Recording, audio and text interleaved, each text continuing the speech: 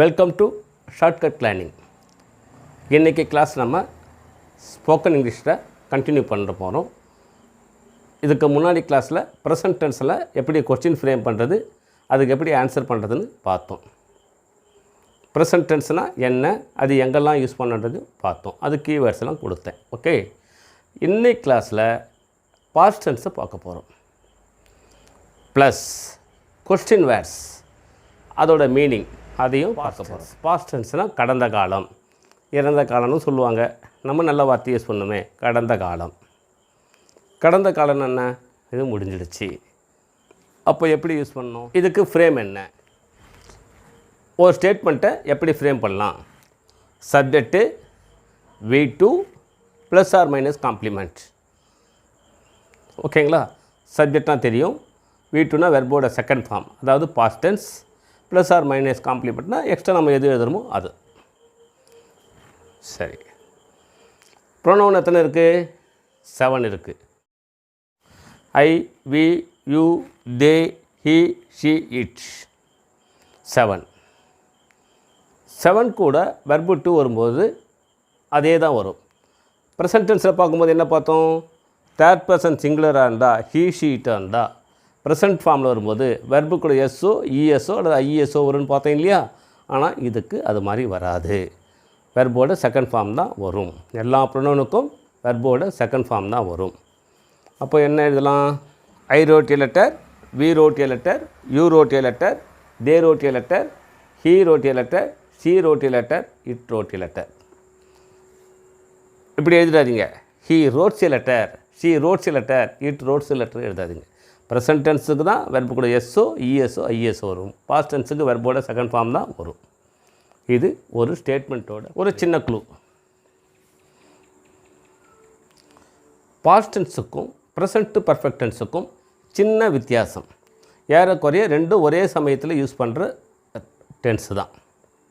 Past டென்ஸுனாலும் கடந்த காலம் தான், ப்ரெசன்ட் பர்ஃபெக்ட்னாலும் கடந்த காலம் தான். ரெண்டுத்துக்கும் சின்ன வித்தியாசம். இப்போ சின்ன வித்தியாசம் மட்டும் பார்த்தோமோ, இன்னும் டீட்டெயிலாக வர வர அடுத்த கிளாஸில் நம்ம பார்ப்போம். ஒரு டைமை குறிப்பிடுகின்ற past event is set to be past event. If the time is not noted in the past event is set to be present perfect tense. For example, நான் உங்கள் வீட்டுக்கு வந்திருக்கிறேன், நான் டெல்லி போயிருக்கிறேன், நான் தாஜ்மஹாலை பார்த்துருக்குறேன். இது எல்லாமே முடிஞ்ச விஷயந்தான், ஆனால் டைமை குறிப்பிடலை. அப்படி சொல்லும்போது I have come to your home, I have visited Delhi, or I have gone to Delhi, இப்படி சொல்கிறோம். ஸோ டைமை குறிப்பிடாத past tense present perfect tense ஆகவும், டைமை குறிப்பிடுகின்ற பாஸ்ட் டென்ஸு பாஸ்ட் டென்ஸாகவும் நம்ம யூஸ் பண்ணணும். I came to your home yesterday. கவனிங்க, I have come to your home, நான் உங்கள் வீட்டுக்கு வந்திருக்கிறேன். Time is not noted, but I came to your home yesterday அல்லது ஐ came to your home last week. ஓகேங்களா? ஸோ டைமை குறிப்பிடும்போது அது பாஸ்ட் டென்ஸாக யூஸ் பண்ணோம். டைமை குறிப்பிடாத அல்லது பர்டிகுலர் டைம் இல்லாத, இதுக்கு முன்னாடி ஒரு சமயத்தில் அப்படிலாம் சொல்லும்போதும் ப்ரெசன்ட் பர்ஃபெக்ட் டென்ஸை யூஸ் பண்ணலாம். ஸோ பாஸ்ட் டென்ஸும் ப்ரெசன்ட் பர்ஃபெக்ட் டென்ஸ் சேம் மாதிரி தெரியும். ஒரு ஸ்டேட்மெண்ட்டில் டைமை குறிப்பிட்டால் அது பாஸ்ட் டென்ஸ் ஆகும், டைமை குறிப்பிடாத பாஸ்ட் ஈவெண்ட் ப்ரெசன்ட் பர்ஃபெக்டாகவும் வரும். கிராமட்டிக்கலாக டீட்டெயிலாக எழுதும்போது என்ன மிஸ்டேக்ஸ்லாம் வரும், அது ஸ்பாட்டிங் எரர்னு சொல்லுவாங்க இல்லையா? அந்த மாதிரி எரரில் என்ன வரும்ன்ட்டு ஒரு ரெண்டு ஸ்டேட்மெண்ட்டு மட்டும் எழுதுனா, I have visited Taj Mahal last வீக்னு போட்டுன்னு வச்சிங்களேன், அந்த ஸ்டேட்மெண்ட்டு கிராமட்டிக்கலாக தப்பு. அப்போ என்ன போட்டால் correct? I visited Taj Mahal last வீக்னு சொன்னால் தான் அந்த ஸ்டேட்மெண்ட் கிராமட்டிக்கலாக கரெக்டு. அது I have visited Taj Mahal last வீக்னா தப்பு, ஐ விசிட்டட் தாஜ்மஹால் லாஸ்ட் வீக்குன்னா தான் கரெக்டு. ஓகேங்களா? அப்போ ஐ விசிட்டட் தாஜ்மஹால் அப்படி சொன்னாலும் தப்பு தான், டைமை குறிப்பிடணும். ஐ விசிட்டட் தாஜ்மஹால் அப்படி சொன்னாலும் அது தப்பு தான். ஐ விசிட்டட் தாஜ்மஹால்னால் லாஸ்ட் வீக்கோ லாஸ்ட் மந்தோ ஒரு டைமை குறிப்பிடணும். டைமுக்கு அதான் சொன்னேன், டைமை குறிப்பிடாத past event present perfect tense ஆகும், டைமை குறிப்பிடுற பாஸ்ட் டென்ஸ் ஆகும் நம்ம கன்சிடர் பண்ணணும். அது கிராமட்டிக்கலாக. ஸ்போக்கனில் அதை பற்றி நீங்கள் கிராமரை பற்றியே கவலைப்பட தேவையில்லை. யூஸ்வலாக நம்ம மதர் டங்கை எப்படி பேசுமோ அதே மாதிரி தான் பேசணும். ஓகேங்களா? இப்போது பாஸ்ட் டென்ஸில் எஸ் ஆர் நோ கொஸ்டின் எப்படி ஃப்ரேம் பண்ணணும்?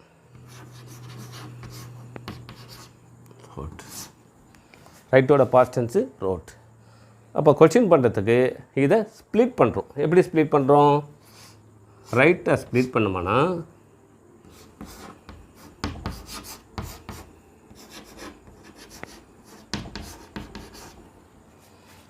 ரோட்டை ஸ்ப்ளிட் பண்ணுமானா டிட் ப்ளஸ் ரைட். ரைட்டை ஸ்ப்ளிட் பண்ணும்போது என்ன வந்தது? டூ ப்ளஸ் ரைட்டு வந்தது இல்லையா? அப்போ டூவை ஸ்டார்ட் பண்ணி நம்ம கொஸ்டின் பண்ணோம், எஸ் ஆர் நோ கொஸ்டின். அதுவே ரோட்டை பாஸ்ட் டென்ஸை பிரிக்கும்போது டிட் ப்ளஸ் ரைட்டு வரும். அப்போ கொஸ்டின் கேட்கும்போது டில்ல ஸ்டார்ட் பண்ணி கேட்கணும். கவனிங்க, டிட் ப்ளஸ்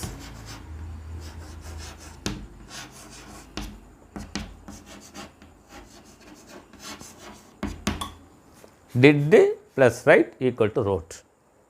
ஓகேங்களா? ஸ்ப்ளிட் பண்ணுறது. Did you write a letter?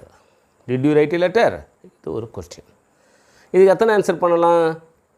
As யூஷுவலாக present டென்ஸில் எத்தனை ஆன்சர் பண்ணோம்? 3 ஆன்சர் பண்ண இல்லையா? அதே மாதிரி 3 ஆன்சர் பண்ணலாம். எப்படி பண்ணலாம் பாருங்கள். Yes I wrote a letter எழுதுனா, இல்லைன்னா no I didn't write a letter. Did you write a லெட்டர்னு கேட்கும்போது என்ன சொல்ல போகிறோம்? எழுதியிருந்தால் yes I wrote a letter நான் எழுதினேன், no I didn't write a letter. இன்னொரு ஆன்சர் என்ன? we can say 3 answer for a single question. இது பாசிட்டிவ் டைப் கொஸ்டின். இது பாசிட்டிவ் டைப் கொஸ்டின். இதே நெகட்டிவில் கேட்குறேன்னு வச்சுக்கலாம். எப்படி கேட்போம்? நெகட்டிவில் கேட்கும்போது எப்படி கேட்போம்? Didn't you write a letter? Didn't you write a letter? Letter எழுதலையா? அப்போ ஆன்சர் நெகட்டிவில் கொஸ்டின் கேட்குறோம். Didn't you write a letter? Yes. Didn't you write a letter? Yes I didn't write a letter.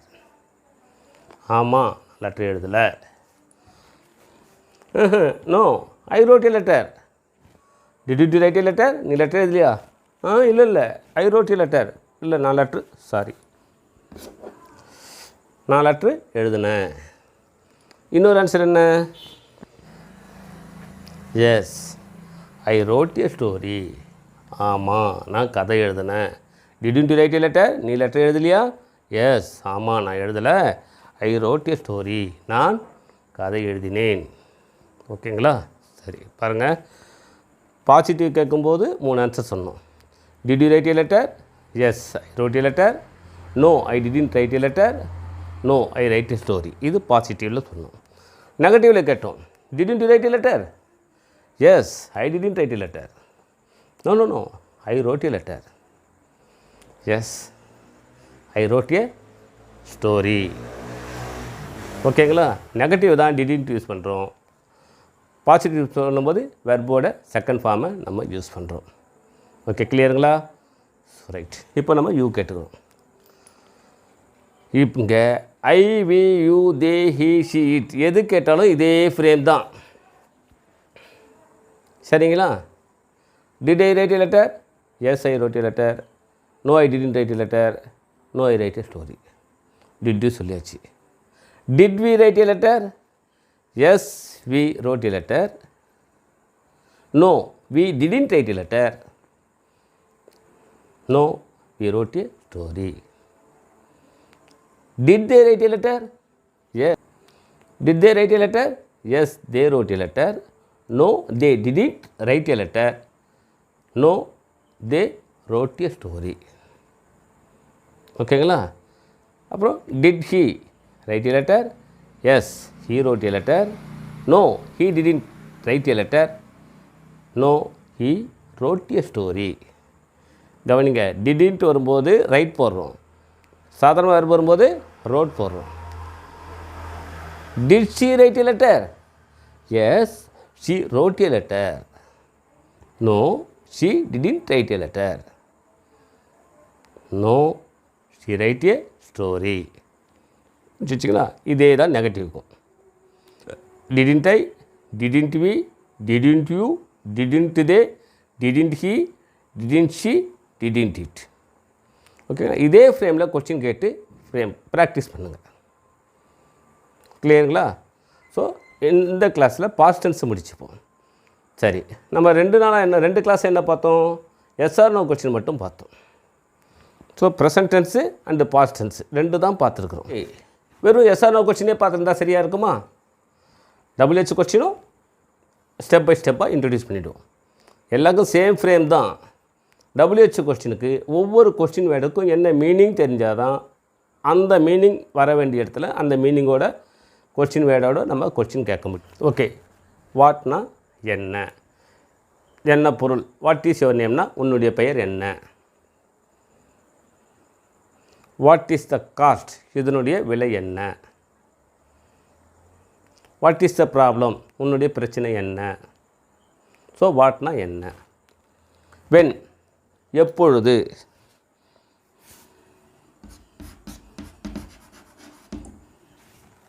வென்னா எப்பொழுது, டைமை குறிக்கிறதுக்கு வென் யூஸ் பண்ணோம். When did you come to my home, நீ எங்கள் வீட்டுக்கு எப்போ வந்த? When did you complete your class work, உன்னுடைய கிளாஸ் ஒர்க்கை எப்போ முடித்த? ஓகேங்களா, வென்னுனா எப்பொழுது. ஒய்னா ஏன். இந்த ஒய் கொஸ்டினுக்கு 2 விதமான ஆன்சரை சொல்லலாம். Why did you go to hospital, ஓகேங்களா, ஏன் ஹாஸ்பிட்டல் போனேன்? ஒரு ஆன்சர் பாருங்கள், I went hospital because I was fever. First hospital போனோம், ஏன்னா பிகாஸ்னா ஏன்னா, ஏனென்றால் நான் உடல் சரியில்லாமல் இருந்தேன். ஓகேவா, I was fever so I went hospital. நான் ஃபீவராக இருந்தேன், ஜுரமாக இருந்தேன், அதனால் நான் ஹாஸ்பிட்டல் போனேன். Why did you go to hospital, நீ ஏன் ஹாஸ்பிட்டல் போனேன்? அதுக்கு ஆன்சர் பாருங்கள், I went hospital because I was fever. So நான் ஹாஸ்பிட்டல் போனேன் ஏனென்றால் நான் ஃபீவராக இருந்தேன். ஒரு ஆன்சர் ஆச்சா? இன்னொரு ஆன்சர் பாருங்கள், ஐ was fever so I went hospital.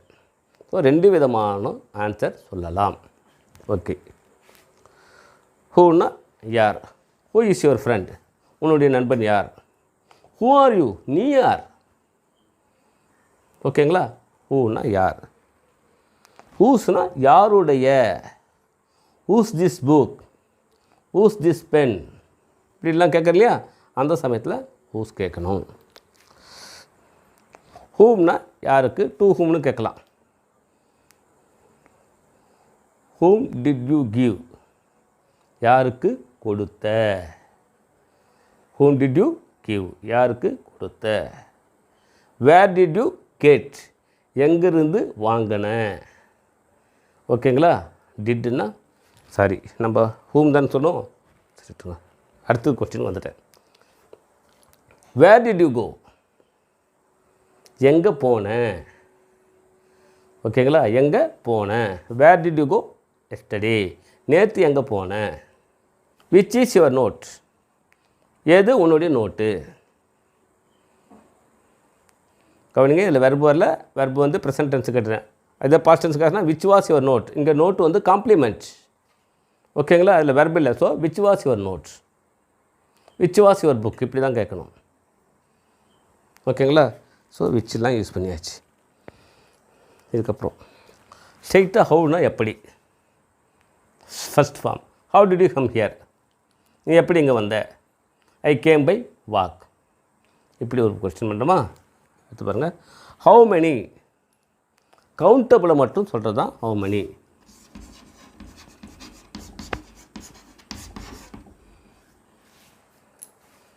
How many pencils did you have, எத்தனை பென்சில் நீ வச்சுருந்த.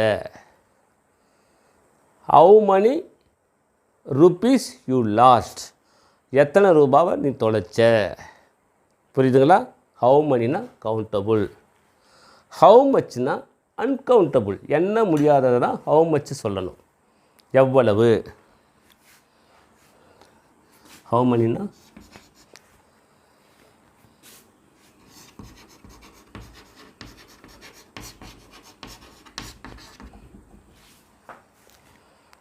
ஹவு மச்னா எவ்வளவு, அன்கவுண்டபுள்.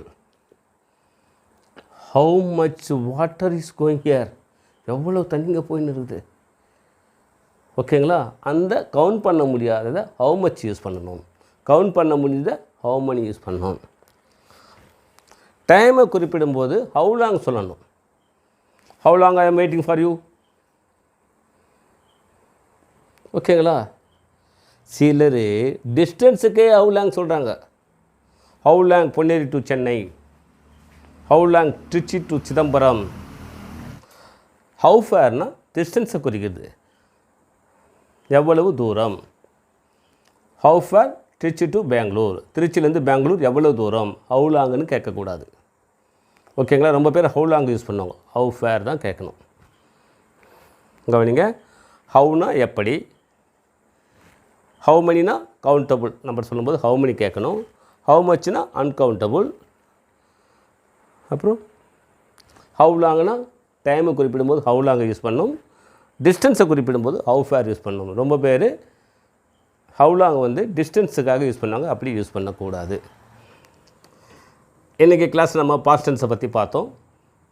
பாஸ்ட் டென்ஸில் எப்படி கொஸ்டின் பண்ணுறது, எஸ் ஆர் நோ கொஸ்டின் எப்படி பண்ணுறோம், அதுக்கு 3 விதமான ஆன்சர் சொன்னோம். பாசிட்டிவில் கொஸ்டின் கேட்டு 3 விதமான ஆன்சர் சொன்னோம். நெகட்டிவில் கொஸ்டின் கேட்டு அதே மாதிரி 3 விதமான ஆன்சர் நெகட்டிவ் கொஸ்டினுக்கும் சொன்னோம். ஸோ நீங்கள் ஒவ்வொரு டென்ஸும் ஒவ்வொரு நாளைக்கும் ப்ராக்டிஸ் பண்ணுங்கள். இன்றைக்கி இந்த டென்ஸு பார்க்குறீங்களா, இந்த டென்ஸில் உங்களுக்கு எத்தனை வெர்பு தெரியுதோ அத்தனை வெர்பையும் அந்தந்த சுச்சுவேஷன் நீங்களாக வர வச்சுனோடு கொஸ்டின் கேட்டு ப்ராக்டிஸ் பண்ணிங்கன்னா you can speak English very easily. இன்றைக்கி கிளாஸ் புரிஞ்சிருக்குன்னு நினைக்கிறேன். புரியலைன்னா எந்த ஸ்பாட்டில் புரியல அதை தயவுசெய்து கமெண்ட்டில் சொல்லுங்கள். ஹேண்ட் ரைட்டிங் புரியுதா, லெட்டர்ஸ்லாம் புரியுதா, அதையும் நீங்கள் கமெண்ட் சொல்லுங்கள். உங்கள் ஃப்ரெண்டுக்கெல்லாம் சொல்லி சப்ஸ்கிரைப் பண்ண சொல்லுங்கள். ரொம்ப பேருக்கு ஷேர் பண்ண சொல்லுங்கள். டைமை ரொம்ப யூஸ் பண்ணி நல்லா ப்ராக்டிஸ் பண்ணி இங்கிலீஷில் தரவாக சீக்கிரமாக பேசுகிறதுக்கு ரெடி ஆகுங்க. ஓகே, தேங்க்யூ ஃபார் வாட்சிங் my class. Let me meet next class. Bye. Thank you. அடுத்த கிளாஸில் பார்ப்போம். கிளாஸில் வாட்ச் பண்ணதுக்கு தேங்க்யூ வெரி மச்.